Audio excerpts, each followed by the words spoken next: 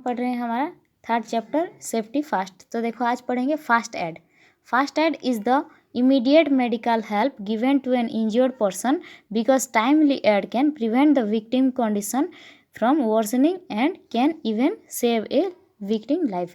तो कोई भी अगर घायल होता है या फिर कोई भी इलेक्ट्रिक शॉक हो या फिर कोई भी उसके साथ एक्सीडेंट हो तो उस टाइम में उसको मेडिकल ले जाने से पहले या फिर हॉस्पिटल ले जाने से पहले उस टाइम में उस वक्त उस जगह में जो भी कुछ उसके ट्रीटमेंट किया जाता है, छोटा मोटा ट्रीटमेंट, उसको बोला जाता है first aid.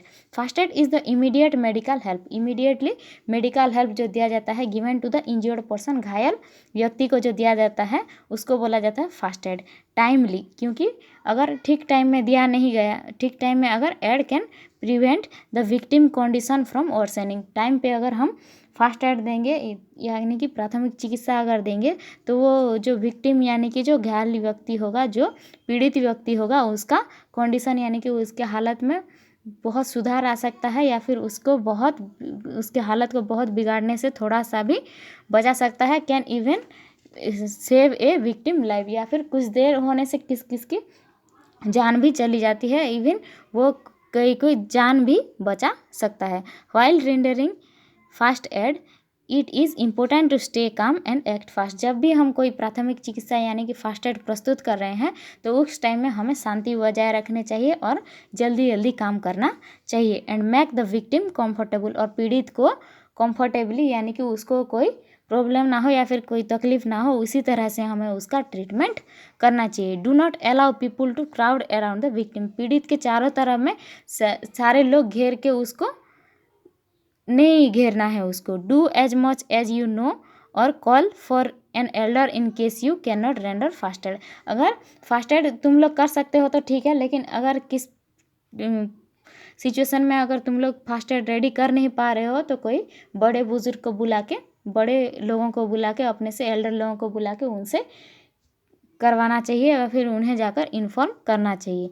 First aid is needed for common emergencies, first aid बहुत सारे कॉमन एक्सीडेंट्स की वजह से और इमरजेंसी के में काम आता है, जैसे कि कॉट्स, कुछ कट जाए, fainting, insect bytes, animal bytes या फिर नोज ब्लीड्स। तो सबसे पहले देखो कॉट, ब्रूएस, ब्लीडिंग वुंड्स। देखो कुछ कट जाए या फिर कोई भी घाव हो, वहाँ से क्षत स्थान से अगर ब्लीडिंग हो रहा हो तो उसको क्या करेंगे, wash your hands with soap and water, पहले तो हाथ को साबुन से और पानी से धोना चाहिए। Next wash the wound with water, उसके बाद जिस जगह में घाव यानी कि क्षत हुआ होगा उस जगह को पानी से पहले धोना चाहिए।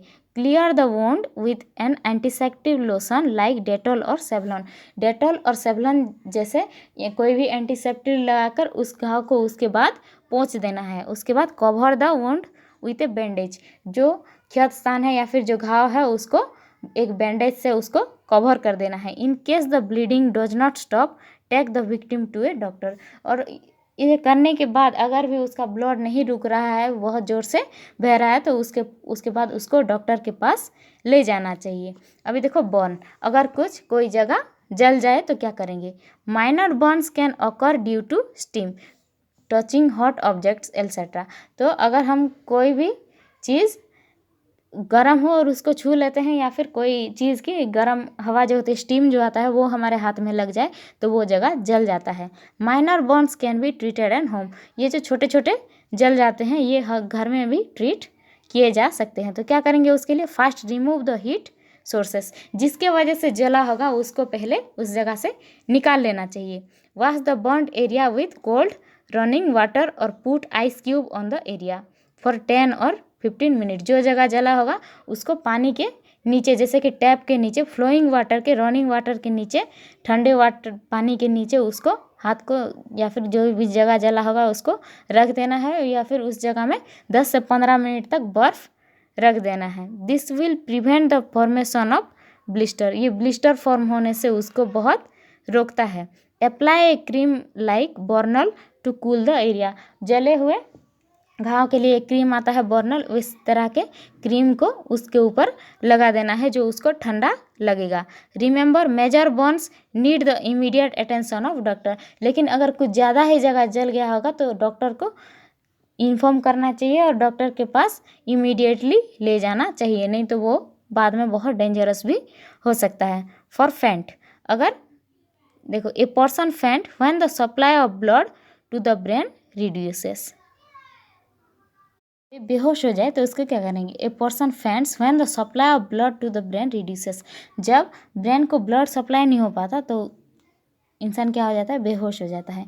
If a person faints make him her lay down raise leg above the height of head, अगर कोई बेहोश हो जाता है तो इसके नीचे लटाकर उसके पैर को लगभग सर के ऊंचाई तक उसको उठा लेना चाहिए। It can be about 12 inches, लगभग 12 इंचेस तक उसको ऊपर उठा लेना चाहिए। This will help the blood to reach the brain faster, इसके वजह से ब्रेन तक ब्लड जो बहुत जल्दी पहुंचता है।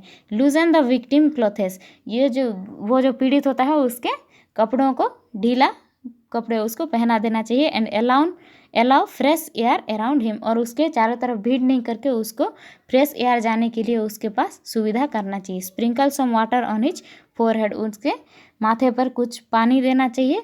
And call for a doctor, उसके बाद एक डॉक्टर को बुला लेना चाहिए।